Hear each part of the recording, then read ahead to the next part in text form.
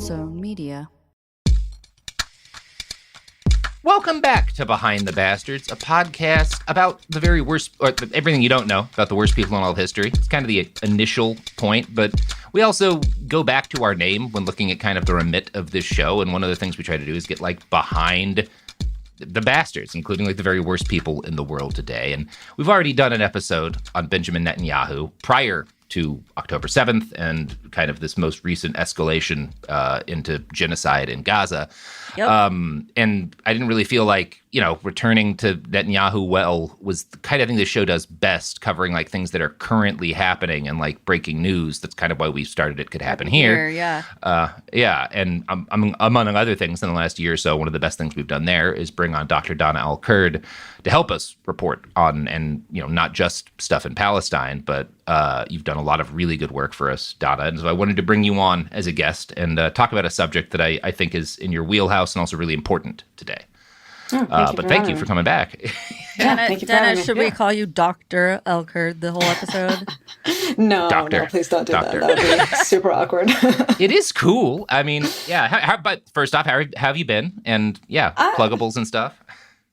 I'm existing, as many Palestinians are right now.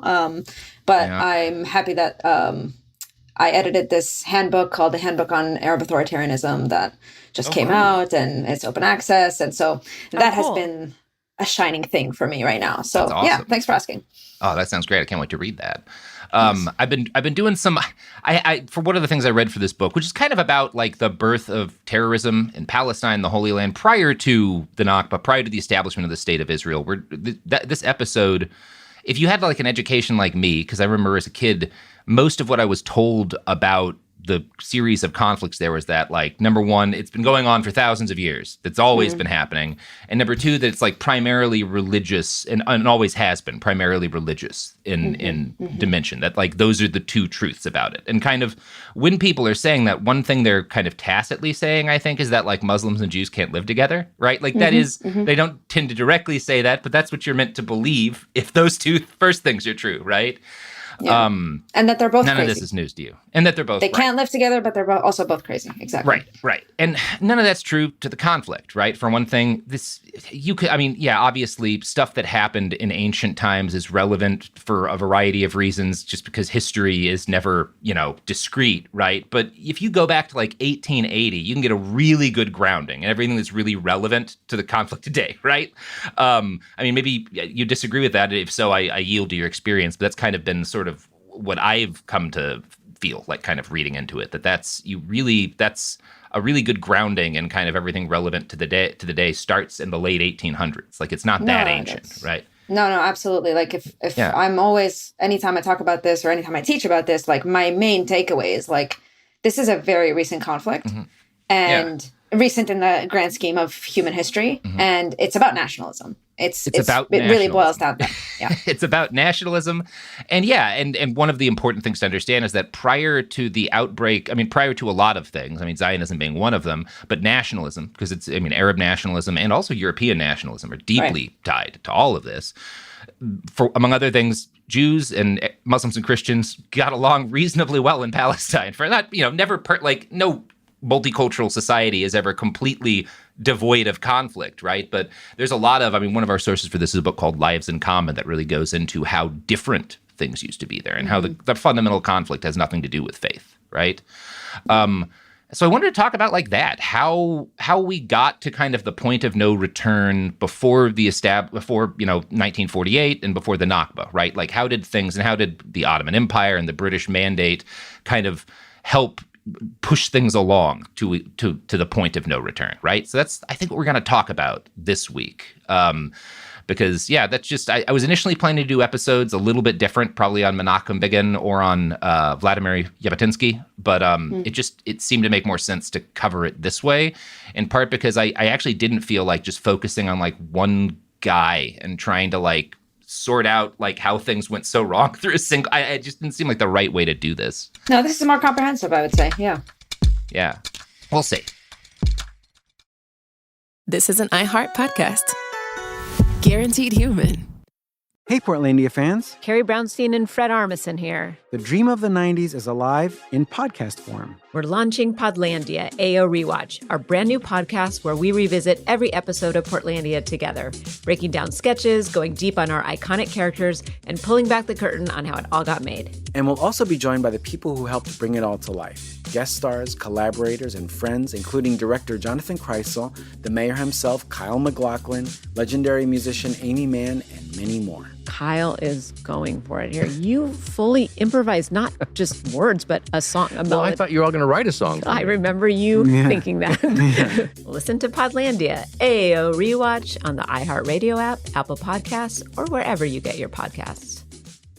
What's up, fam? I'm sports journalist Ari Chambers. Hey, what's up, y'all? It's your girl, Sam J. And we're the hosts of Everyone Watches Women's Sports, a new podcast from Together and iHeart Women's Sports. We're breaking down the biggest headlines. Naomi Osaka showing out. Shout out to you, Naomi. The viral moments. I've been obsessed with Krishan Rock's boxing journey. She looks good. Her combos are swift. And the stories everyone's talking about across women's sports. Because everyone watches women's sports. Listen to Everyone Watches Women's Sports on the iHeartRadio app, Apple Podcasts, or wherever you get your podcasts. Hey, this is Hayes Davenport. And Sean Clements. We host the podcast Hollywood Handbook. Every episode, we're trying to help our guests improve their careers by mainly focusing on how they can help us improve our careers. The show's famously super accessible, so you can easily jump into any of our 650 episodes and understand what's going on. We recommend some of our recent episodes with Ben Stiller, Danny McBride, Riz Ahmed, and Mary Steenburgen. Listen to Hollywood Handbook on the iHeartRadio app, Apple Podcasts, or wherever you get your podcasts. I'm Nick Turturro. You probably know me from NYPD Blue, The Longest Yard, or Spike Lee's Black Klansman. And on my new podcast, Delivering Happiness with Nick Turturro, I deliver pizza to a new guest. I've shared a slice with everyone, from Seth Rollins. What are you doing with my belt? To Bill Burr. I don't think I've ever met somebody so exactly out of their mind as I am. And now, we even have more great guests coming up, including the great John Turturro. It's called Happiness. Delivering Happiness. And many, many more. Open your free iHeartRadio app, search Delivering Happiness with Nick Turturro, and listen now. So, the story that I'm going to tell this week starts in the 1880s and ends around 1940 with a major terrorist bombing that kind of sets the stage for a lot of stuff going on today. But to start, we need to go back to Palestine during the Ottoman era. And when we talk about this period, the first thing I need to get across is that people living in Palestine during like the 1800s and even the early 1900s would not have considered Palestinian a useful identity within the territory. Because if you're like Muslim or Christian or Jewish, you're still a Palestinian. Like no one, if someone identifying themselves as a Palestinian would not tell you what they believed, what community they were a part of necessarily, right? In like 1870, you know? Yeah, I mean, these were Ottoman provinces. Right. They happened to be there. Yeah, different communities happened to be there. Yeah, exactly. And you know, in 1880 or so, the majority of residents in any city in Palestine would have identified as Arab, including most Jews. And this is not a category that you see a lot of people claim today, Arab Jew, right? But for a very long time, there were large communities of Arab Jews spread throughout the Middle East and North Africa.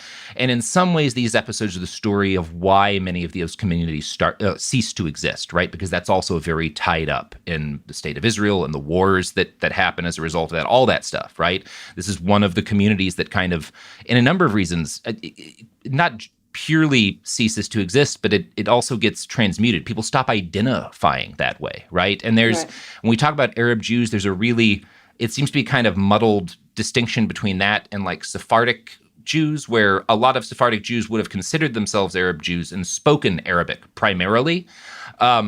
But it kind of varied, right? That was more common, as I understand it, in like Hebron, where the majority of the Jewish community in Hebron in this period was extremely Arabic and would have very rarely spoken kind of the language that most Sephardics spoke, which is Spanish-derived. We'll talk about that a little bit later. Ladino, yeah. Yes, Ladino, right. It was noted like in Hebron, they would only use Ladino in songs that like occasionally, right, if there was like people in who might have been from like another city or something during like a religious celebration, right? Whereas in Jerusalem, Ladino was a lot more common, right? So stuff like that. It is kind of a blurry distinction between Sephardic and Arab Jews, and there's this category also of Mizrahim that kind of lumps Arab and Middle Eastern Jews from Iran and in Arab countries kind of all together. That becomes kind of a catch-all term, I think, especially after the creation of the State of Israel. Yes. And I'm not the best. I'm trying to kind of hopefully not screw this up too much. These are very complicated, when we kind of talk about how the terms and how identity has shifted in these communities over this period of time. Like it's more than we'll totally get into today. But you need to understand that, like, among other things, when you're talking about the 1880s in Palestine, when most Palestinians were, be they Arab, or Muslim or Christian or Jewish or whatever, if they were getting angry at a foreign power in those days, that power was the Ottomans, right? Like that was the enemy for a lot of basically everybody, right? Or it was like the ruler that you just kind of like assumed, well, we probably can't do any better than this, right? This is just life, You were upset about taxes. You were upset about the draft. Right, exactly. And also, the Ottomans are Turks, right? The rulers are foreigners. They're not Arab. And, their empire is a foreign one that's holding a lot of Arab Sea. It's holding Arabs in some form of bondage, right? And obviously, a lot of, Jewish people are not, like, the Jewish religion is also, especially in parts of the, it varies treatment in different parts of the Ottoman Empire, but they're not considered equal under the law. So they, and also Christians, have a lot of issues with the Ottomans. But Arab nationalists, which are increasingly becoming a thing in the late 1800s, are also really angry at the Ottomans. Everybody's pretty pissed at the Ottomans. They're not a good empire, especially by this point in time, right? Like, things aren't going, they're the sick man of Europe is kind of the term people use. So in addition to being foreigners who are drafting people and taxing them, they're also just not holding up super well, right? And it's kind of increasingly obvious to everybody. But one of the things the existence of the Ottomans does is, like a ruler over all the different, religious groups and ethnic groups, is that it mitigates a degree of internal conflict, because everybody kind of has this foreign power that they all see as like the asshole, right? And it does kind of make people fight less with each other. I do think that's a little bit of what's going on in this period. I think there's some solidarity that comes from everyone being angry at the same foreign power, right? So Yaakov Yehoshua, a Jewish resident of Jerusalem in this time and a future Israeli, wrote of this period, quote, "The residential courtyards of the Jews and Muslims were common. We were like one family. We were all friends. Our mothers poured out their hearts to Muslim women, and they poured out their hearts to our mothers. The Muslim women accustomed themselves to speaking the Ladino language." Right? This is his recollection of what life was like in this period of time. And he's not recalling any kind of religious conflict, really. Like, that doesn't seem to be certainly his primary memory of this time. It was a lot of solidarity. And it's accurate to note that, and you run across a couple quotes like this in Lives in Common, that some Arab Muslims would see Arab Jews or Sephardic Jews as one of the terms I've heard is like inferior locals. And they don't mean that in a racial or religious sense. They mean that in that they have not been here as long. They're locals, but they haven't been here as long. And that's true for a lot of these, especially like Sephardic Jewish communities, because you can tell this by the fact that they speak Ladino, right? Which is derived from Old Spanish, because many Sephardics were the remnants of the Iberian Jewish community who'd been exiled. And one of the things this actually does is there's a lot of solidarity between some of these Sephardic Jewish communities and some Arab Muslim communities who are descendants themselves of the Arabs that were kicked out of Iberia. And there's this kind of belief, pretty widespread, that some of these Sephardic communities have done a better job or the best job of maintaining some of like the musical and artistic culture of that, community that was largely driven, or was entirely driven out by the Christians, right? So there's this really deep, and I don't think these relationships exist very much anymore, but this very deep relationship between these two different religious groups who are both exiles from the same place and wound up in Palestine, which I actually just wasn't aware that was a dimension of life in that period of time. I find it really interesting, especially when you think of how far back, the expulsion of Muslims and Jews from Iberia is from this point in time. We're talking hundreds of years, and these are still really meaningful community relationships. I just find that fascinating.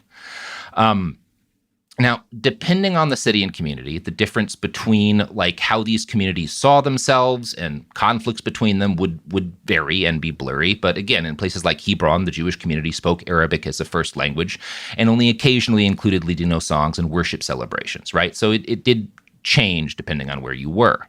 A Jewish resident of the Old City in Jerusalem, or al-Quds during this time, Elihu Ali Yashar, wrote that during his youth, quote, "We heard Arabic and spoke it utterly freely with our neighbors."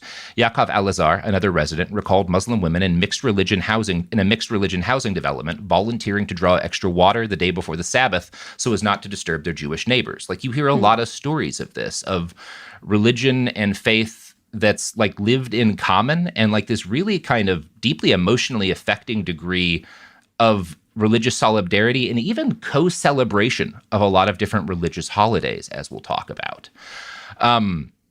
Now, before we get into some of those more positive stories, there is another fact of life in Palestine in like this period of time, the 1880s, 1890s, that we need to address, which is that for a shockingly long time, slavery still existed there, right? People bought and sold enslaved Africans for longer than you'd expect. And this is not just in Palestine. This is a decent chunk of the Middle East and in North Africa in bits. In his book, Klein, there was an Arab slave trade. Yeah. Yeah. And this is, by the way, slavery is practiced and utilized by Jews and Muslims and Christians in this period of time. There's not seem to be a major religious difference between who is buying slaves. It's a wealth thing. If you can afford it and you don't have a moral issue with it, you have slaves in this period of time. Some people do. It's not super common. Klein notes that the Old City had a market where African girls specifically were bought and sold that operated until 1889, even though the Sultan had outlawed the trade in 1846. Per Lives in Common, quote, "In about 1880, Chaim Aharon Valero bought an Ethiopian girl who was around 10 years old. When the central government enforced the emancipation of slaves in Jerusalem, the girl chose to stay with Valero's family and converted to Judaism. A few hundred descendants of these slaves still live in the Old City in what is called the Blacker Slave Compound." Not an aspect of history that we talk about a lot, but again, and they consider themselves Palestinian today.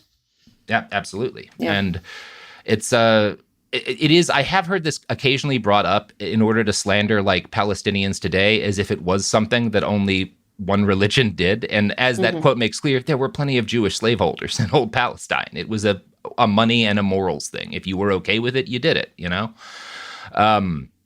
Coming into the 1880s, the Jewish population in Palestine numbered around 25,000. And Zionism as a political movement is not really, there is some immigration from Europe, but it's not really a major political movement until like 1882. And this is when you see a bunch of smaller Jewish organizations in Europe, some of which had been sending migrants to establish farms or might move to cities in Palestine for a period of time before this, start to coordinate on like a large scale, right? And that's part of the story, but not everything, because why is 1881, 1882 when this really gets going? Well, there's a lot of shit going on in Europe that makes it seem like a really good idea for a lot of Jewish people to get the fuck out of places like Russia. A big fuel for this wave of migration comes in the wake of the assassination of Tsar Alexander II by anarchists. Russia blamed the Jews, as they usually did, and a pogrom followed in the city of Kirovorad. And this is like, this is in basically modern day Azerbaijan, if I'm understanding it. I think like it's generally Azeri is like the region that this is like attributed to. I'm not sure specifically what country now, but like that's kind of the area this is occurring in. But it spreads out of kind of that community to the entire Pale of Settlement. And there's like a year and a half or two of horrific violence against Jews in a large portion. Yeah, massive. And this kind of, it leads to the Tsar passing what are called the May Laws in 1882, which further restrict where Jews could go and what jobs they can have, and it makes a lot of people want to leave. But per the Oxford Encyclopedia, The History of Terrorism, it does something else too.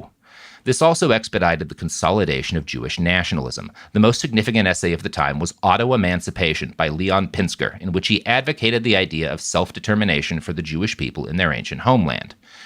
Now, it's worth talking about all this and talking about what's happening in Russia as how it helps to fuel Zionism.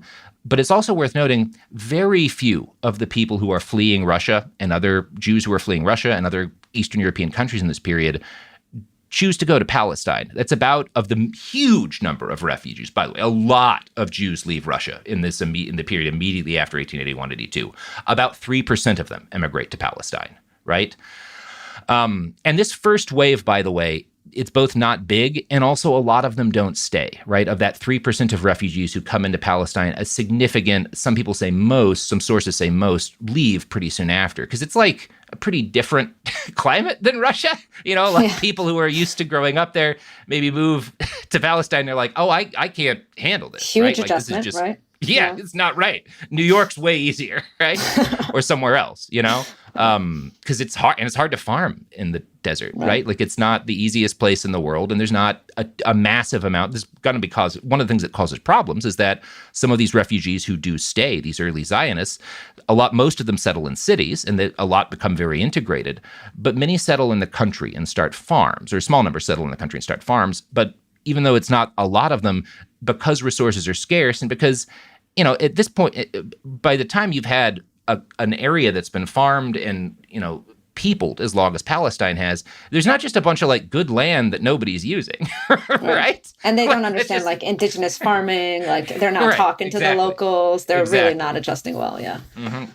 They're not adjusting well, and there are conflicts. There's, and in this period, the violence, I don't see a lot of reports about it being generally hugely serious. It's mostly petty theft and property damage, right?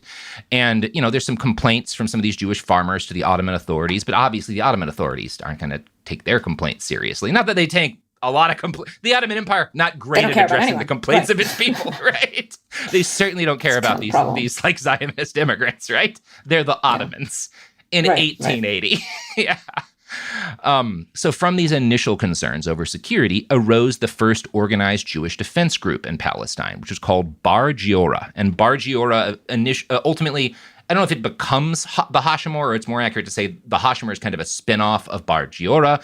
And then the Hashomer obviously gives way to the Haganah. The Haganah becomes the IDF. It's you see kind of how things go there. But initially, Bar Giora and the Hashomer, they are left-wing organizations because the primary organizing kind of impetus behind them are these Jewish labor federations. And a lot of these had started with people kind of organizing their communities back in the old countries, and sometimes organizing self-defense in those communities from the pogrom back in the old country. And so some of those people who make it over to Palestine, and these are generally leftists, initially start forming these self-defense groups, right? This very first one. And there's going to be a major right-wing swing that comes in after this. And some of it is a reaction to the fact that a lot of Zionists who are right-wing are really fed up with a lot of these very left-wing Zionist organizations. And there are conflicts between them too. There's a left and a right wing. Zionism is not a single thing in terms of what people mean when they say it in this period of time. Certainly not right to look at it that way. People will mean a number of different things. That said, the kind of major organizing center is pretty well represented by Theodor Herzl, right? Who is the big Zionist theoretician, thinker of his day. You may have heard of him quoted in The Big Lebowski. In 1897, Herzl announced the first Zionist Congress in Basel, which brought a bunch of these smaller European Zionist groups together for the first time. In his biography of Menachem Begin, Daniel Gordis makes it clear that Zionism developed alongside and was influenced by other nationalist movements. It was not separated from them. One of the things he does, and obviously Gordis really likes Menachem Begin, who is as a guy, among other things, does a lot of terrorism in his life. But one thing he does point out that I think is valuable is he includes some quotes from Menachem, and he compares them to different, and this is Menachem, quotes that Menachem has come up with that are about Zionism, and he compares them to different slogans and songs of Polish nationalist groups in the area when Menachem would have been growing up as a kid, and points out the similarities. And he's doing this to point out that Zionism cannot be extricated from Polish nationalism or German nationalism or any other kind of nationalism. Or Arab nationalism. They are all developing. Yeah, exactly. And they're influencing each other, right? At the same time, even though a lot of these European, Polish and German nationalists are also often very anti-Semitic, that also influences the development of Zionism, right? I mean, I'd like to point out that we're talking about a time period, like you said, where there are these empires, and nobody is a citizen. It's not a democracy here. Everyone's a subject in an empire, and self-determination, nationalism fills a need. To protect absolutely. yourself, especially as the international system starts to develop. It's we have to declare ourselves a nation and argue for our people's rights. Otherwise, we won't be kind of legible on the international stage. Exactly. We've got to, move in this direction. Obviously, there are lots of ills that come from that, but we'll get to that, I'm sure. We will. And it's, it's also, it's hard not to understand how if you are a Jew in a place like Russia and you're constantly being told you're not Russian, you're part of a different thing. You don't belong here. Right. I can see how some people are like, well, maybe that thing's, Zionism, right? Maybe that's what I should be doing if I'm not a Russian. If I can't be here, like, what else is there? And obviously, that's not the choice most people make. Most people choose to go somewhere else for different reasons. But you can't separate this from all of the other movements at the time. And this is something Gordas makes a really good point of writing about in his biography of Begin. Quote, the Jews, like the Poles, wanted their land back. The Polish anthem declared, Poland is not yet lost while we live. We will fight with swords for all that our enemies had taken from us. While the Hatikva, the Zionist anthem, ended with the words, our hope is not yet lost, the hope of 2 millennia to be a free people in our land. And you can see the similarities there. And of course, one of the big differences would be the Polish people were actively in Poland, right? And the European Zionists singing the Haktiva were mostly foreigners singing about land that other people already inhabited, foreigners to the land they intended to go to, right? Who had not been born and raised there. And that is a meaningful difference, right? But you can also see how these things are influencing each other as they evolve. In 1904, the Kishinev pogrom occurred in modern-day Moldova, which is, of course, then part of the Russian Empire. And I think the cause of this is the most popular paper in Kishinev publishes a series of articles with titles like Death to the Jews and Crusade Against the Hated Race. I probably don't need to read you the text of any of those articles for you to get the idea of, the tenor of them, right? And this raises tensions to a fever pitch. And then there's 2 murders of children. One is a young boy and one is a young girl who commits suicide, right? And neither of these have anything to do with the Jewish community, but there are these long-standing myths and rumors that rabbis are sacrificing Christian children to get their blood to do this kind of ritual, right? This is a huge part of anti-Semitism. Blood libel, that's the blood libel. That's the term, right? Yeah. Yep. Massive part of anti-Semitism history, right? And so when these 2 young people turn up dead kind of in the same area at the same time, there's just a immediate disinformation campaign to be like, it's the Jews, right? And then you get a pogrom, right? There's a massacre that starts on Easter Sunday. I think 40 to 49 Jewish people are murdered. Hundreds more are injured. More than 1,500 homes are damaged. And the pogrom itself influences a lot more people to flee than were directly impacted by the violence. And one of the folks who is very influenced by the Kishinev pogrom is Theodor Herzl. And this happens right before he dies. He doesn't live a lot, much after this pogrom, but one of his last acts, and he had, again, not a few years before this, he had held that first Zionist Congress. He's a major Zionist figure.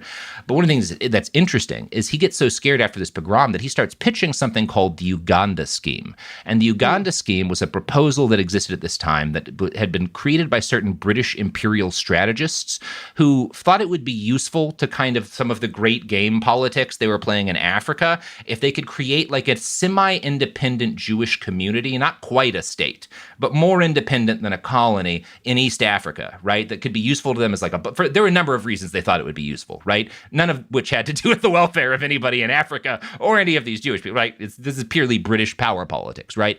And obviously, Herzl and a number of other people are like, well, I guess, maybe this is better than nothing, right? And it doesn't go anywhere. And a lot of Zionists get really angry at Herzl because they are very focused on the primacy of Palestine within Zionism. And Herzl's obviously somewhat more flexible, where he's like, look, if they're offering Uganda, right.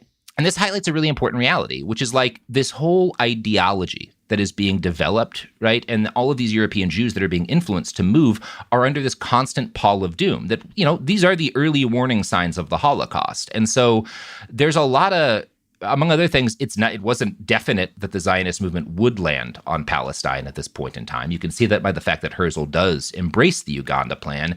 And it also shows just how chaotic things are, how scared people are, and how little knowledge there is about where is a good idea to go and what should be done, right?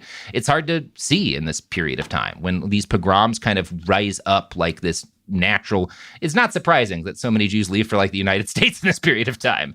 Right. It's really easy to see anyone who's paying attention being well, I gotta go. I don't know where I need to go, but Eastern Europe is not the place to be right the fuck now. I'm getting on a bus to anywhere that's not this place, right? And again, most people go to the Americas or elsewhere in Europe, but it's not hard to see why they're leaving so fucking fast. The first and second waves of migration to Palestine during the Ottoman Empire are known as the first and second Aliyah. Between 1903 and 1914, 35,000 to 40,000 Russian Jews moved to Palestine. And it's during this time that Jewish immigrants living near Jaffa create the neighborhoods that are going to form the nucleus of Tel Aviv, which eventually becomes the first Hebrew city, right, in Palestine. That's what people will call it. It doesn't start, and there's a huge effort to deny that Jaffa really was a city, kind of now, because the idea that Tel Aviv could not have come into existence without Jaffa, and without Jaffa forming a place for a lot of these Jewish communities to start. And I mean, until 1930, Tel Aviv's downtown was downtown Jaffa, basically, because Tel Aviv didn't have one really. They needed the economic opportunity that this very thriving city represented, and actually that's the basis of a lot of the tensions between them and the Palestinians. I mean, you already mentioned kind of the labor aspect of it is they were extremely exclusionary. And they were trying to use these economic, opportunities in a very kind of directed way. So they were, rubbing up against a lot of issues. Yeah. It's very right. What you said about them being exclusionary is very accurate. A lot of these communities, number one, they only want to speak whatever European language they came in. They're very... And they're not exclusionary just to the Muslims. They're exclusionary to the Arab Jews and the Sephardic Jews who had lived. There's a lot of complaints, a lot of quotes from Sephardics in Lives in Common that are well, these new immigrants don't even speak Arabic. I can't even talk to them, right? So there's this. The conflict is not a Muslim-Jewish conflict. It is a native immigrant conflict, right? That's what's happening here. Hi, I'm Bob Pittman, Chairman and CEO of iHeartMedia. I also led the team that created MTV, and my co-founders and I are celebrating MTV's 45th anniversary this month. On my podcast, Math and Magic, Stories from the Frontiers of Marketing, you'll hear the untold origin story from the people who built MTV from the ground up. I want my MTV! Those are powerful words, my. Something for me that felt like mine, and want. What a powerful word. Listen to Math and Magic, Stories from the Frontiers of Marketing on the iHeartRadio app, Apple Podcast, or wherever you get your podcast.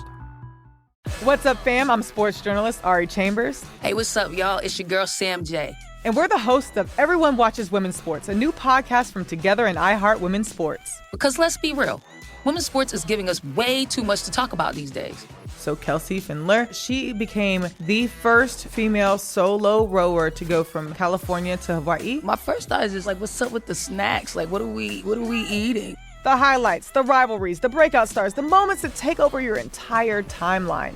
And the conversations that start during the game and somehow keep going all week, every week. We're breaking down the biggest stories across women's sports. Naomi Osaka showing out. She beat Sabalenka. Shout out to you, Naomi. You get the palm, Naomi. You get the palm for that. Because we're not just interested in what happened. We're interested in why everyone's talking about it.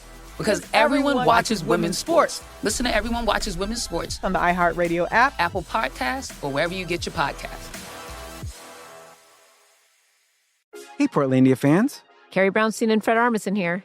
You know us, or rather, you know them. Tony and Candace, Nina and Lance, Spike, and yes, the chicken. We've played a lot of iconic characters over the years, but today we're showing up as ourselves to tell you about Podlandia, AO Rewatch, our brand new podcast. Each week, we'll revisit an episode of Portlandia from the very beginning, breaking down the sketches, exploring the backstories of our most iconic characters, revisiting the Portland locations you know and love, and opening up about our creative process. How did any of this get made? Why do we think that was a good idea? We're ready to talk about it. And we'll also be joined by the people who helped bring it all to life. Guest stars, collaborators, and friends, including director Jonathan Kreisel, the mayor himself, Kyle MacLachlan, legendary musician Amy Mann, and many more. Kyle is going for it here. You fully improvised not just words, but a song, a melody. Well, I thought he was going to write. I thought you were all going to write a song. I remember you thinking that. Listen to Podlandia, Ayo Rewatch on the iHeartRadio app, Apple Podcasts, or wherever you get your podcasts. Hey, this is Hayes Davenport. And Sean Clements. We host the podcast Hollywood Handbook. Every episode, we're trying to help our guests improve their careers by mainly focusing on how they can help us improve our careers. The show's famously super accessible, so you can easily jump into any of our 650 episodes and understand what's going on. We recommend some of our recent episodes with Ben Stiller. The definition of what is a movie has kind of changed anyway, too, right? What do you think it is now? It's images and words being spoken, captured by some sort of technology. Danny McBride. He loves boba. Oh, that's fantastic. And you make it on, you make your own. That's great. I call him Taro Reed. It's a good name. They're all named after cast members of American Pie. Yeah. Oh, gotcha. I've never looked up if she was in this, but I call him Lychee Sobieski. Yeah, I don't think she was an American Pie, but I still haven't looked it up. Looked it up. Yeah. She was prominent Natasha around the Limon. same time. Yeah. Then Mary Steenburgen. Why are you guys talking to me like? I'm worried. Did you why understand are the you talking movie? so down to me that you think I don't understand your little play game? I just really, I get I'm it. trying to set you up for success here. Listen to Hollywood Handbook on the iHeartRadio app, Apple Podcasts, or wherever you get your podcasts. So, Jews also came to outnumber Muslims in al-Quds or Jerusalem or the Holy City during this period. I think Quds just means holy, right? Yes. Yeah. Yes. Yeah. So I think the Holy City. Yeah. The Holy. Yeah. During this period. Right. And we're talking, I think Jerusalem is about 30,000 people when that balance tips. Right. So we're not talking about a massive city, but that change is significant. It shows kind of how how meaningful these kind of numbers of people that are coming in from Europe really have started to be. Most of the buildings in Jerusalem at this point in time, when Jews start to outnumber Muslims there, are still owned by Arab Muslims, right? And overall immigration to Palestine remains pretty small relative to the total population. In 1914, there are about 80,000 Jews in Palestine. And obviously that includes Sephardic and Arabic. That includes, all of the other categories, not just, Jews who would come in from Europe. And that means that the Jewish population is about 1/10 of the total population of Palestine, kind of roughly. Jewish immigration to Palestine is not even all that significant during this period in terms of overall immigration, right? Like other people are coming in and Jews are a big chunk of that. But it's not yet what it's going to be, right? And as more people of foreign origin start showing up and buying property and come to dominate some neighborhoods, there are a lot of native Palestinian people who start worrying. Now, many of these, and these foreign Jews are often called Ashkenazim, right? That's one of the terms for them. Some of them do adopt like an Arab Jewish identity, and they do blend into these, especially earlier refugees, blend into these earlier communities and become very integrated into these cities that are extremely multicultural in a lot of ways. But not everyone's always willing to do that, and also not everyone's willing to let them, right? There are some real differences between what people are willing to accept from what they see as our Jews and what they're willing to accept from these foreigners. And I want to quote now from Lives in Common again. "We knew they were different from our Jews, I mean Arab Jews. We thought of them as foreigners from Europe rather than Jews as such," wrote Ghada Karmi, a Palestinian physician and writer who grew up in West Jerusalem. And I think that's a really important thing to keep in mind, is that, like, again, I know I'm harping on this, but these issues are not religious in nature. They're issues of like a bunch of Europeans showing up in a place that's not European, and that causes conflict, And there's a difference between immigrant and settler. Yeah, exactly. Palestine has often, historically, obviously, look at where it's placed. It's often, absorbed different communities. Right. But like you said, there's like the types that like blend in, and then there's the ones that refuse and want to replace. Yeah, because that is a really good point. Because I know, and maybe I'll certainly yield to because I'm sure you've considered this more than me. I don't feel super like someone who just like is fleeing a pogrom and winds up moving to like Hebron or Jerusalem or Jaffa and like becomes a member of the community. That's less of a settler thing than someone who like starts a farm and like starts a separate community and doesn't want to let it. Right. Those are two different kinds of things, right? Absolutely. Yeah. And the fact that they were like, especially the ones in Jaffa, for example, like they were disempowering the Palestinian laborer, like that is the issue. Right. It's not the issue that there are new people necessarily. Quite frankly, it's the issue that happens whenever there's a bunch of immigration from a separate place to a new place. There's always variants of these conflicts, right? Now, this is not entirely the same thing because usually when that happens, like In the U.S., you don't have a bunch of foreign organizations with a bunch of money propped up by some very wealthy people who are funding a lot of the immigration. And a lot of these Zionist groups are funded by very wealthy people who are paying for these people to go over there and sometimes paying for them to basically live. And so one of the complaints, again, that a lot of like Arab and Sephardic Jews have is that like these new immigrants, they're often just being paid to live by someone else. And that's also frustrating to me because like I'm a Jew and I've been here forever. Why don't they have to work? You know, not that none of them are, not that that's like most people, but these are the conflicts that are occurring, right? That is an attitude a lot of people have, and it's accurate to some of this influx community, right? And we can see these conflicts starting to breed, right? Even Yaakov Yehoshua, who is later the father of a celebrated Israeli novelist, claimed that Ashkenazim tended to prefer their own courtyards, where they did not mix with Muslims or Arab Jews. Quote, Muslim women descended to us from the roofs to while away the evening talking to our mothers. Our children played with their children, and when other children came into the neighborhood to hurt us, our Muslim friends who lived in the courtyard came to defend us. We were their allies. And that is the recollection of this guy Yaakov, who is a native and to Palestine and Jewish, right, is that these immigrant communities do not have the same relationship that we do, right? And that quote is lovely, but it does imply something unlovely, which is that there is still some internecine violence here, right? Like the fact that in this neighborhood, their Muslim friends are like defending these Jewish kids when they get bullied means that there also is some bullying, right? And I've run into quotes like that in Menachem Klein's book, and that's not, again, it's going to happen anywhere you have like think about the United States, right? Think about whatever city you live in. Like it's the United States, sizable non-white, sizable immigrant populations. And if you listen to this show, I hope that you consider those people your neighbors and aren't a piece of shit and a racist. But whatever city you live in has a not insignificant number of people who are pieces of shit and racists, right? Against like folks who are just different. That occurs everywhere. There's different kinds of people, right? Any minoritized group, yeah. Right. And so the fact that there's some violence like that, I think says less than the fact that most of these accounts are about people being like, yeah, and our Muslim friends like protected us from those folks who were like, assholes or whatever, right? Like that's, I think, a better picture of life, which is accurate. It's going to sound familiar to anyone who lives in the United States, right? And that is also Klein's conclusion, right, in Lives in Common, which is that despite the fact that there are structural inequalities that Jews face under the Ottoman system in this period of time, in daily life, Jews and Muslims and Christians in Palestine got along and lived together much more often than they were in conflict, right? Now, that doesn't mean like things were always ideal. When are they ever? And there's a relevant quote from the book there.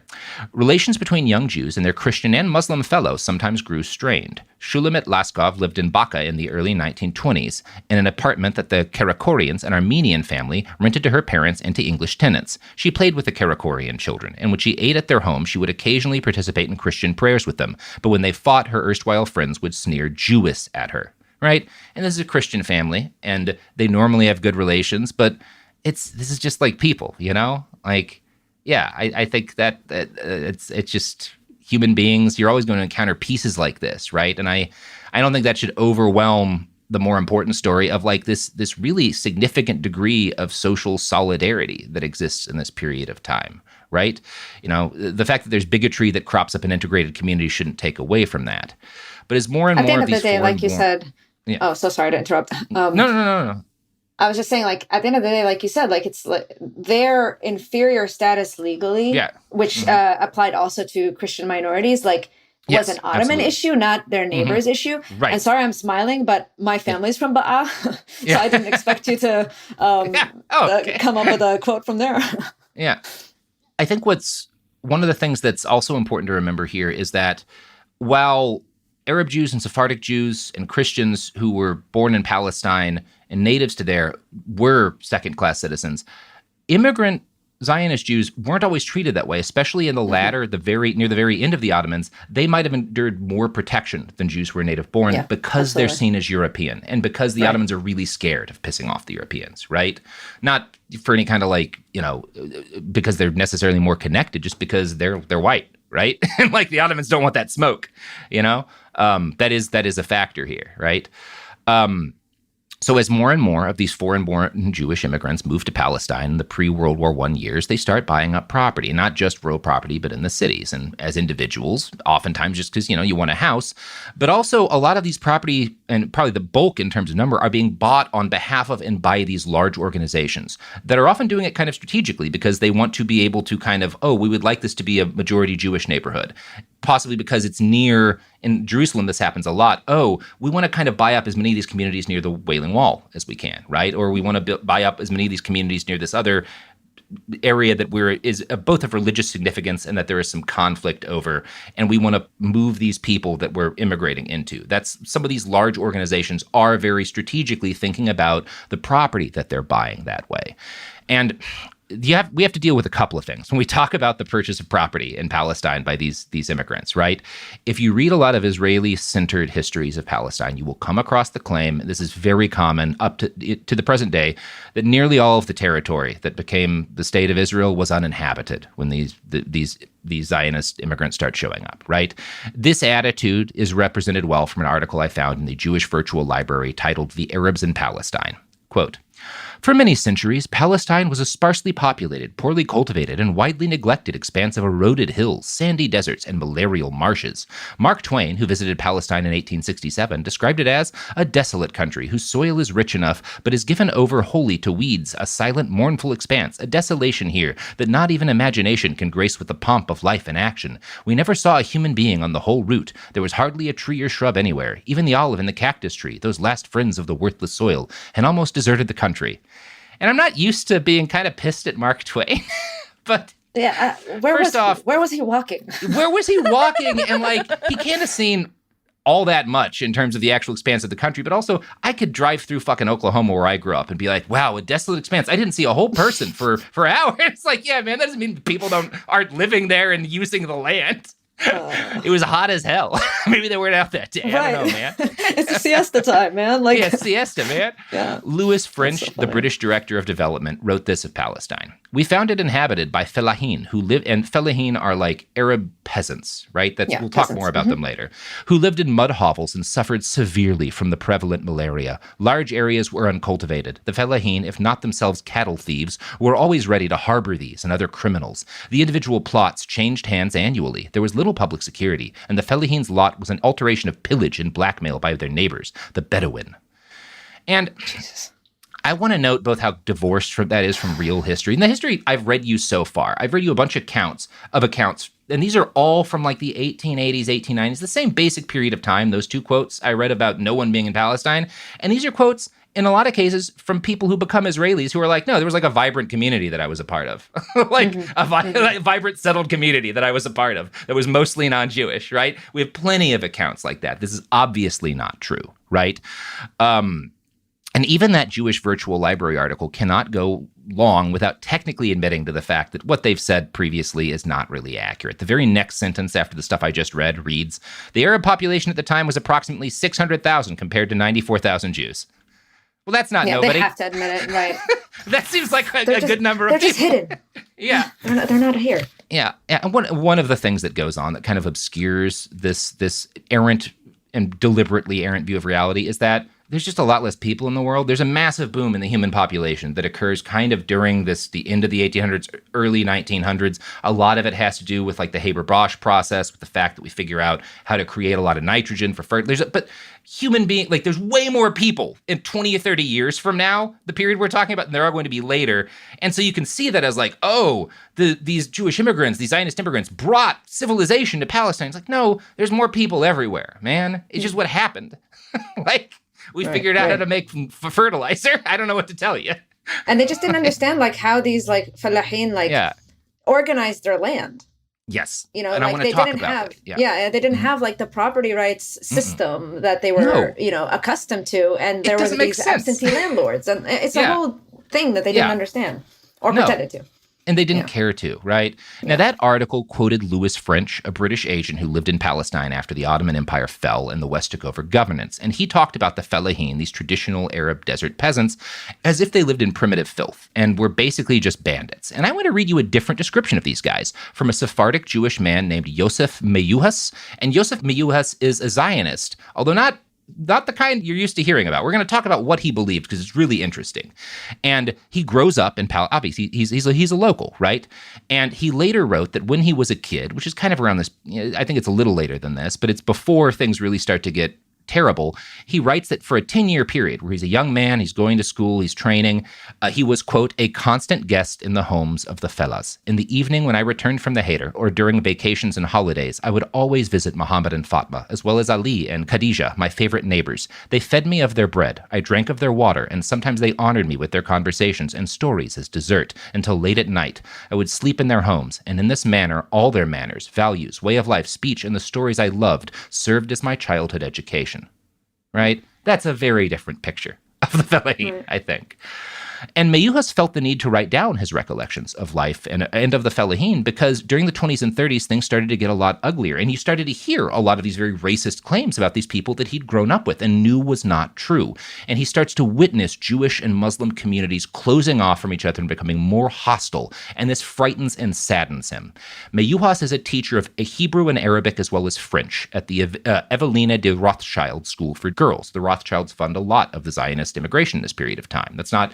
I know people bring up the Rothschilds, it's nearly always conspiracy stuff. This is a thing like the Rothschilds do, right? Like they're funding a lot of this because they believe in this.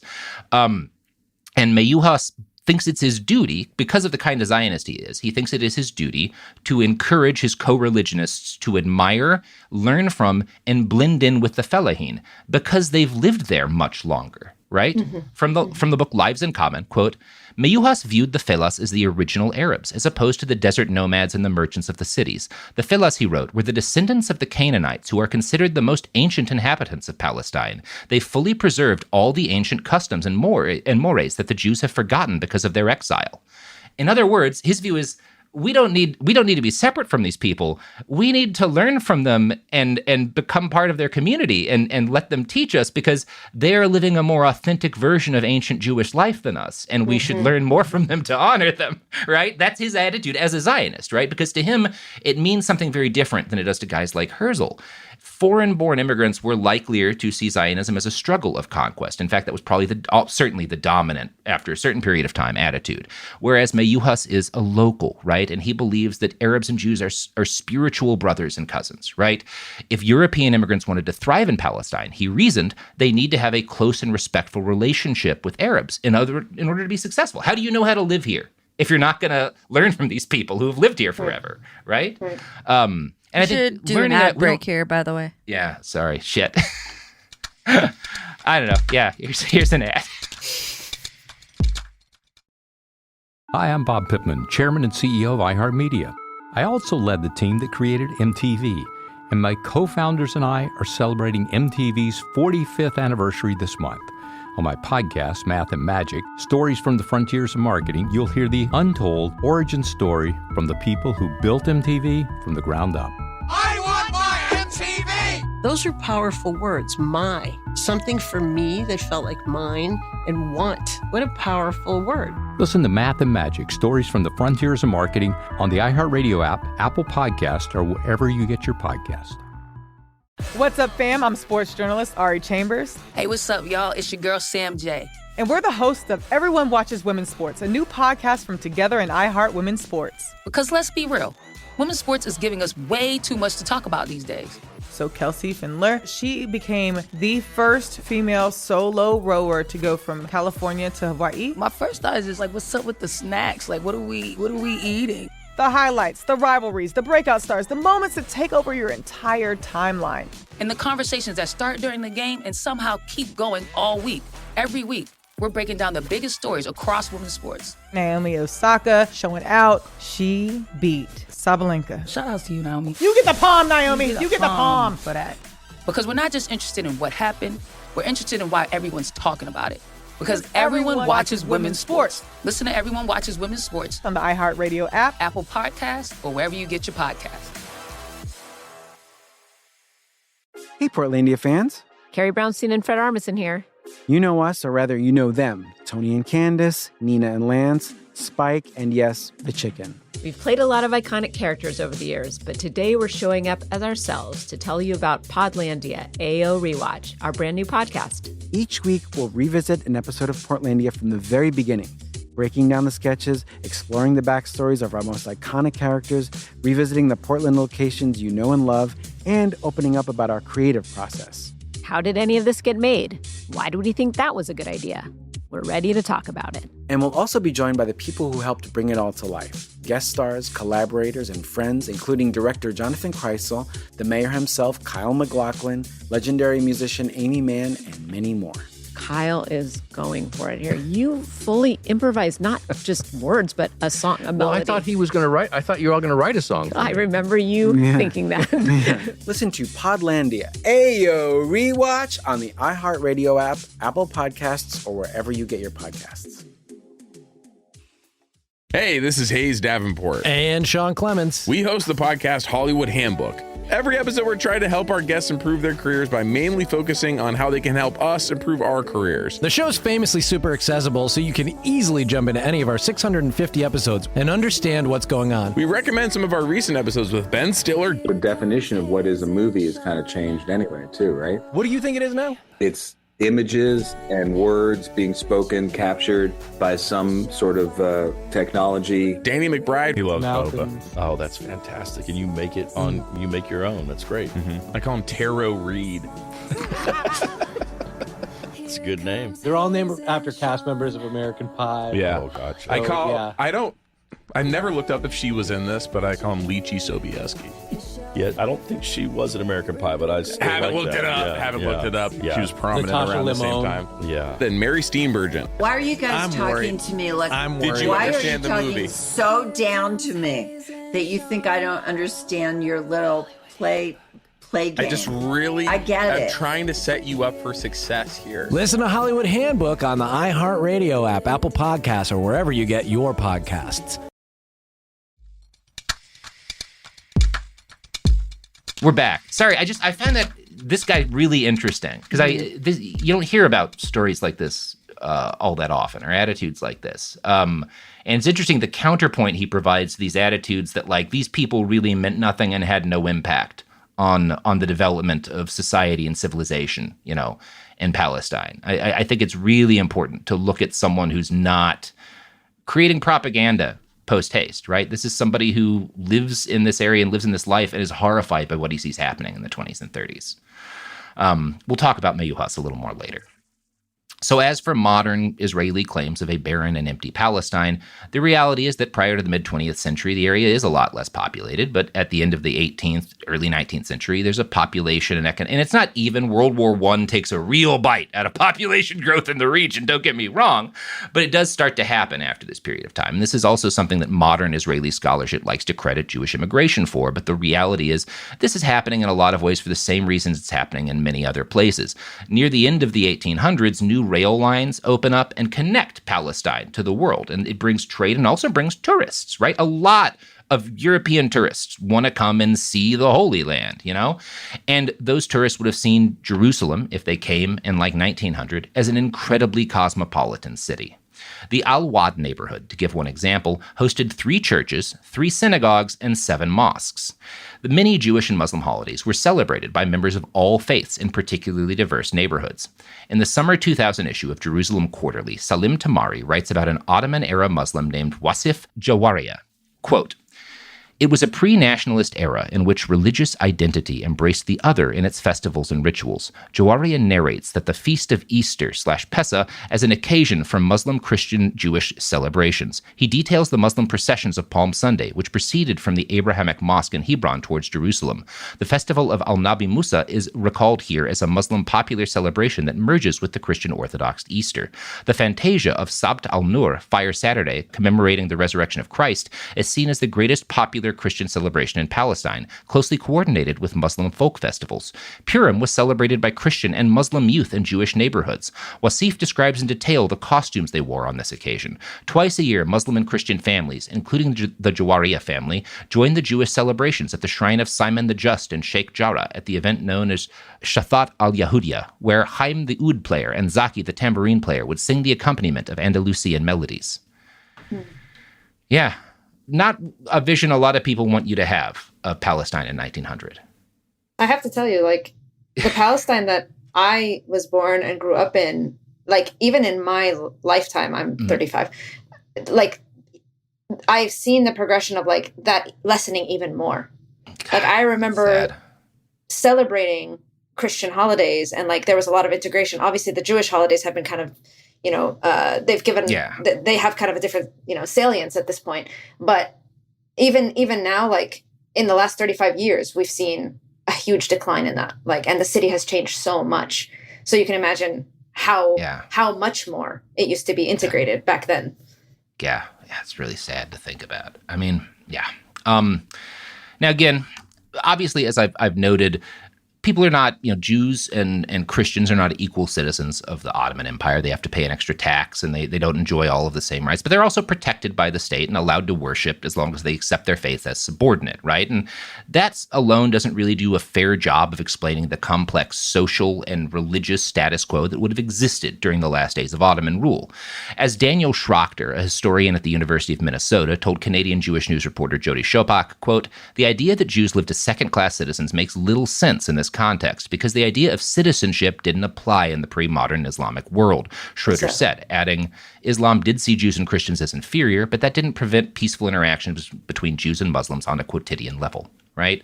And it's also important to keep in mind, right, that like you can't really think about equality and citizenship in nearly the same way that you can, right? Nobody had any rights. Yeah, and when we say inferior, it's like it's because Muslims believe in their faith, and they see these people who don't believe. It's the same as Christians. They're like, these non-believers. They're less than us. Like, it's the same thing. And and it's not when people are using it. Again, it's like when they're talking about people, how long someone's been here. That doesn't mean they don't think you're like a person who has like worth or value. It means that like, well, your family hasn't been here quite as long, right? Right. And in the case of like, if you're speaking like a Spanish-derived tongue in Palestine, you have it, right? Like, not that that matters in terms. Again, it doesn't generally matter in terms of how people treat each other in this period of time. That said, the fact that like things are, you've got all of these, among other things, a lot of wealthier Europeans are coming in, right? A lot of these Zionist immigrants are poor and they're being supported by money by wealthier people, but there's also wealthier immigrants coming in. And especially since they're white and European, they enjoy better treatment, right? And they're also buying up a lot of property, as we've talked about, for future Jewish residents. And that causes conflict, not just with Muslim residents. In the first decades of Zionist migration, many Arab Jews and Sephardic Jews were extremely prejudiced against these new immigrants, in part because they didn't speak the language very well, and in part because they kept to themselves and often were kind of mean to some of the Sephardic communities. There's a lot of conflict between the different Jewish communities in this period of time. Adding to the irritation that many Sephardic residents felt was the fact that a sizable number of these new immigrants lived off money donated by wealthier Zionists. In 1891, that's the very first time that prominent Arab citizens of Jerusalem petitioned the government to stop Zionist immigration to Palestine by banning the sale of land to foreign Jews. They're starting to see this as a cultural invasion by Europeans, and they argue that it represents a threat to their culture. And as always is the case with complaints like this, the people who made them most loudly are also the people who profited from the exact immigration they decried. And that's a big part of this, right? As Menachem Klein writes, the leaders of the Husseini family, who lobbied the court to place restrictions on the Zionists, also sold them land. Jerusalem's mayor, Taher al-Husseini, approved the sale of land to the Zionists and engaged in such transactions himself. In 1899, Rabah al-Husseini sold the Colonia lands west of Jerusalem to the Zionists, where the latter built the farming village of Motza. He also helped Jewish land buyers get around the Ottoman land law's stipulation that land which had not been farmed for 3 years automatically became state property. Ibrahim Said al-Husseini worked for Baron Edmund de Rothschild's land company, JCA. He later resigned and signed protests against the Zionists. Salim al-Husseini made a fortune in real estate ventures with the Jewish community and partnered in a hotel with Yitzhak Rokach, an Ashkenazi resident of Jerusalem. And we'll hear about Yitzhak Rokach and the Rokach family a little bit later. Well, actually right now, because Rokach is interesting. His son, Shimon, moves to Jaffa and creates a series of Jewish community organizations, right? And he buys up a bunch of land. And while his father had worked with the Husseini family to buy up this land and would be happy to do that, Rokach refuses to deal at all with Arabs, right? Like once he's got property and once he like owns property, he stops wanting to have any kind of dealings with the Arab community at all, with Muslims at all. Quote, he wanted to keep his distance from them, becoming one of the initiators of the construction of Neve Tzedek, the Jewish neighborhood outside Jaffa's walls that became the nucleus of Tel Aviv. Shimon's son, Israel, was elected mayor of the new city. And this is something that Israel said after being elected mayor of Tel Aviv. Jaffa played no role in world history, nor in Israeli history, and one cannot find there any relic of ancient culture from any period at all, Mayor Rokach said. And again, we've just heard that, the only reason the Rokach family had the land that allowed them to do all this in the first place is because of, very close business relationships with Arab Muslims, right? And Jaffa, Tel Aviv starts out of Jaffa. It's just, I don't know. I know we're getting a little bit off the topic here, but it's really frustrating. If people are interested in this element especially, I would recommend Ilan Pape's book on al-Husseinis, because it's really, I always remember this anecdote that, one of the al-Husseinis also sold the land that later Hebrew University was built on. It's a very interesting kind of dynamic. I think you're right that they benefited a lot. I think also they didn't recognize what was what was happening. That's part of this too. Is there's this is, you can see a lot of this initially as relative goodwill of why wouldn't I sell a house to him? And then it becomes 20 or 50 or 100 and well, wait a second, something going on here, right? Right, exactly. And obviously that doesn't mean there also are people who are pretty aware of what's going on and but I want to get money, right? And get my bag. That's always a factor too. But a lot of people, it's not immediately clear what's happening too. And I think some of this is just a sign that people weren't really all that shitty, to their neighbors. They were well, yeah, these guys want to buy up some buildings. Why not? Right. And there's a class difference too. It's you're a wealthy landowner. The falah that lives on your land is going to get screwed. You don't really care. Yeah. And I do suspect a lot of these Husseinis would have seen these other wealthier Jewish immigrants as more of their type of people than certainly the Felahi, right? Yeah. Right. Yeah. Anyway, one of the things I did want to note about Rokach's statement there, where he's Jaffa played no role in world history, right? Nor Israeli history. One of the things he's doing there, he's not just erasing Palestinians from local history. He's erasing Arab Jews as well as Muslim Arabs here, because men like Rokach had to in order to make their view of history work.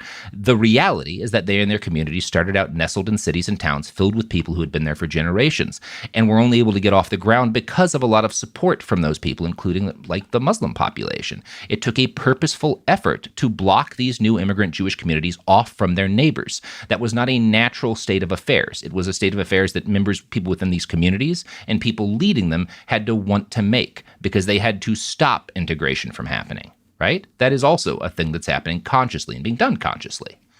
Now, some of the effort and some of the conflict here comes from a lot of these new immigrants see themselves, they are Europeans, and they want to build new European-style cities. They don't like Arabic cities. They see them as barbaric and backwards. You'll hear that a lot. And that's a major motivation behind many of the settlements that become Tel Aviv. It's created as a European-style city for European Jewish immigrants who did not want to immigrate and didn't want to stop speaking European languages, right? That's a big motivation for them in this period of time. Now, alongside this, 1909 sees the establishment of the Hashomer by Yitzhak ben Zvi and David ben Gurion. This was a paramilitary organization meant to guard Jewish settlements, and it's, again, the precursor to the Haganah. And it's often described as, and certainly describes itself as, a purely defensive organ, like militia in this period of time, right? Although if you look at the Haganah's slogan at its establishment, it doesn't sound purely defensive, because the slogan is, Judea was lost by blood and fire and will rise again by blood and fire. Which is not super friendly. No. I'm going to be honest, if some guys moved into my neighborhood and started walking around with guns and that was their motto, I'd be I don't know, that doesn't sound all that defensive. Yeah, very alarming. I don't know, I'm suspicious of blood these and guys. fire. I'm not sure. We don't have a lot of blood and fire in the neighborhood right now, and I'm not really sure we need any. Oh my God. It's important to document the prevalence of that attitude even then without acting like it's the only one. Many Jews in Palestine preferred to work within the system. In the latter days of Ottoman rule, the growing Jewish community in Jerusalem especially was able to exercise great power by voting together. The Arab elite were fractured, and Jewish leaders offered support to families like the Husseinis who could wield power directly in exchange for quid pro quo benefits. One such benefit was an early attempt to take possession of the Western Wall, a particularly holy site.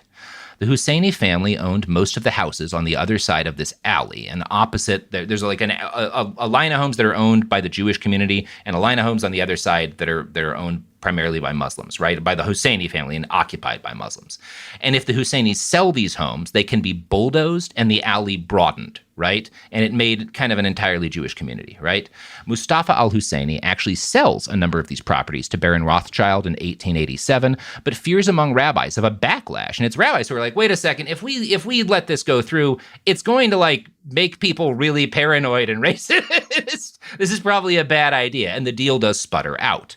In 1897, the Husseinis nearly sold the whole alley to Rothschild again from the Al-Waqf religious trust until protest from Arab families forces him to stop, right? So they are trying to do this, and there are protests from both the Jewish community and from the Muslim community that stop this from happening. And that also is really worth acknowledging, right? In 1914, at the outbreak of World War I, things come to a head when David Yellen of the Association to Maintain Historical Sites in the Land of Israel writes to the U.S. ambassador to the Ottoman court, and he asks him to push the Sultan to sell the Western Wall to the association. Per the book Lives in Common, Yellen did not have the money to do so. He estimated the price would be at least 1 million French francs, including a 10% bribe for the relevant municipal officials, but he presumed he could obtain it from Jewish millionaires as soon as the Ottomans agreed to the sale in principle. But this never happens either, because Yellen had greatly overestimated how much money there was for the cause, right? Now, attempts like this and continued immigration spark unrest and occasionally even violence from the Arab community. In a late attempt to slow this kind of migration, the Ottomans make it law that only someone with 1,000 pounds or more in assets can apply for an immigration certificate. And this doesn't really stop anything. It basically creates another opportunity to bribe Ottoman officials. And one thing that like some rich people who like want to like bring more folks in, they'll like add the name of a poor immigrant on their door to make it look like they're part of the family for long enough for the officials to check to see like, okay, is there someone financially supporting them? There's ways around all this stuff, right? Up through the start of World War I, then, most Arab residents in Palestine had little reason to fear Zionism or believe that Jewish immigration would have a huge impact on their lives. There are people getting frustrated by it. There are conflicts over it, but it's not like the dominant thing happening, right? One of the relatively few people to see into the future accurately was Najib Azuri, a Lebanese Maronite Christian who worked for the Ottoman government during its last days in Jerusalem. He declared in 1905 that Zionism and Arab nationalism were, quote, doomed to constant struggle until one overwhelms the other. And that is, again, Arab nationalism is really building in this time. Again, we've done our whole series of episodes on Lawrence of Arabia. The Great Arab Revolt occurs during World War I. That's happening in this period. And it's happening because people are pissed at the fucking Ottomans, right? And so as much as some of these conflicts are going on in these cities, the much broader conflict Arab nationalists are interested in is dealing with these fucking Ottomans, right? Yeah. Like that's gaining by far the self-determination for priority. Arabs generally. Right. Yes. Yeah. And obtaining, I was putting it crudely, but yes, obtaining self-determination. Both things are true. Right. And yeah, also Arab Christians are also part of this. A lot of Arab Christians are Arab nationalists because they're not being treated very well by the Ottomans, right? They're kind of the godfathers of it, actually. Like, yeah, and a lot, very much so. Basically, like the answer to Arab nationalism is sectarianism. Right. Arab Christians want to be included in the community. So like a lot of the big names of Arab nationalism, like Constantine Sreyq and like other people like that, they're Christians. Yeah. That's a really important point. So the people who are most invested in a multicultural Palestine then sometimes find themselves in this period supporting the ailing Ottoman Empire. And this is very weird. Like Mayusha is one of a number of Zionists who want the Ottoman Empire to last because they see that it's kind of keeping a lot of conflict from happening within the community, right? Within Palestine, right? The fact that there's these Turks who are like, in charge of everything kind of stops a lot of conflict that might otherwise brew up. And Mayusha believes that Zionism is doomed to disaster if the Ottomans fall. He believes that everything, not just Zionism will fail, but Zionism will, there will be horrible violence in this place that he loves between these communities that he loves if the Ottoman Empire falls. And he is right about that, really. Up until the end of World War I, though, most people would have been hard-pressed to believe that something like that would really happen. It would be crazy to predict in 1910, as someone living in Palestine, as a normal person, that the Ottomans are on their last legs. They don't have a full decade left of life. Most people wouldn't have made that guess because the Ottoman Empire had been around for hundreds and hundreds of years. And so, as a result, a lot of Muslim political leaders in this period of time treat Zionism as like a special interest to be courted, right? Salim al-Husseini served as mayor of Jerusalem for much of the 1880s and 1890s, and he was elected thanks to Jewish voters. In a speech, he argued that Zionism, quote, is not a political movement, but a settlement one, and I am certain that no intelligent and rational Zionist would consider the establishment of a Jewish government in Palestine. Famous, I mean, not last words, but not right, correct ones. Right. Yeah, he maybe didn't know enough about the different kinds of maybe Zionism, wasn't as you paying said. enough. Right, attention. And unfortunately, one of the people who is very much seeing correctly where things are going is a major right-wing Zionist leader named Vladimir Jabotinsky, right? He had been born in Odessa in modern-day Ukraine in 1880 to an assimilated Jewish family. And Jabotinsky had become a Zionist prior to the Kishinev pogrom, and he had become a popular speaker and influential organizer. And he responded to that pogrom by initially in Russia advocating and helping to organize the construction of Jewish self-defense groups. He was extremely controversial, as was his slogan, "Jewish youth, learn to shoot." And obviously, when he's in Russia being like, "I think we might need some guns," hard to argue with the man, right? I mean, Zionists and non-Zionists said the same. Yeah. Right. Yeah. He's not going to stay there long, right? Like that's just kind of the fact. And we'll talk a lot more about him, about what happens to Zionism, what happens to Palestine after and during World War I in part 2. But, this is the end of part 1. How are we feeling? Wow, we covered so much. We did it. That was a lot. Dense. People should read the books, and stuff that we're talking about, obviously, to get much more comprehensive. But yeah, we got to fly through 60 years about. Mm-hmm. Yeah. Lots anyway, of world events. Yeah. But good job. None of which are new to you, but yeah. All right. Anything you want to plug at the end here before we roll out into part 2? Yeah. Check out the handbook on authoritarianism in the Arab world. Yes. Bloomsbury Politics. Yeah. Awesome. All right, everybody. We'll be back Thursday. Behind the Bastards is a production of Cool Zone Media. For more from Cool Zone Media, visit our website, coolzonemedia.com, or check us out on the iHeartRadio app, Apple Podcasts, or wherever you get your podcasts. Full video episodes of Behind the Bastards are now streaming on Netflix, dropping every Tuesday and Thursday. Hit Remind Me on Netflix so you don't miss an episode. For clips and our older episode catalog, continue to subscribe to our YouTube channel, youtube.com/@BehindTheBastards. We love about 40% of you, statistically speaking. A BetterHelp ad. Have you ever had so many tabs open that your computer starts slowing down? 10 for work, 5 for family, 1 for that thing you've been meaning to figure out. 20 more are running quietly in the background. Life can feel like that too. According to BetterHelp's 2026 State of Stigma report, 85% of Americans say getting support is a smart thing to do. Yet 74% say society still discourages people from asking for help. And more than 3 in 4 Americans reported symptoms of anxiety or depression in the past 2 weeks. Therapy can help you sort through what's taking up space and attention. With BetterHelp, you can connect with a licensed therapist online on your schedule. You'll be matched based on your needs, and you can switch therapists anytime. In fact, 69% of BetterHelp users showed meaningful improvement in anxiety and depression. Maybe it's time to close a few tabs. Visit BetterHelp.com. That's better, HELP.com. Hey, Portlandia fans. Carrie Brownstein and Fred Armisen here. The dream of the 90s is alive in podcast form. We're launching Podlandia, AO Rewatch, our brand new podcast where we revisit every episode of Portlandia together, breaking down sketches, going deep on our iconic characters, and pulling back the curtain on how it all got made. And we'll also be joined by the people who helped bring it all to life. Guest stars, collaborators, and friends, including director Jonathan Kreisel, the mayor himself, Kyle MacLachlan, legendary musician Amy Mann, and many more. Kyle is going for it here. You fully improvised not just words, but a song. Well, I thought you were all going to write a song. I remember you thinking that. Listen to Podlandia, AO Rewatch on the iHeartRadio app, Apple Podcasts, or wherever you get your podcasts.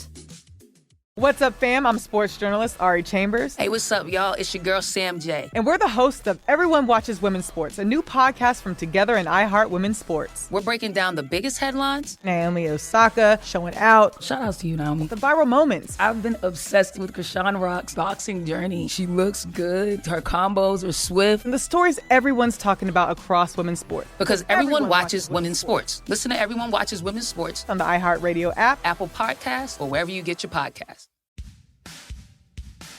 Hey, this is Hayes Davenport. And Sean Clements. We host the podcast Hollywood Handbook. Every episode, we're trying to help our guests improve their careers by mainly focusing on how they can help us improve our careers. The show's famously super accessible, so you can easily jump into any of our 650 episodes and understand what's going on. We recommend some of our recent episodes with Ben Stiller, Danny McBride, Riz Ahmed, and Mary Steenburgen. Listen to Hollywood Handbook on the iHeartRadio app, Apple Podcasts, or wherever you get your podcasts. This is an iHeart podcast. Guaranteed Human.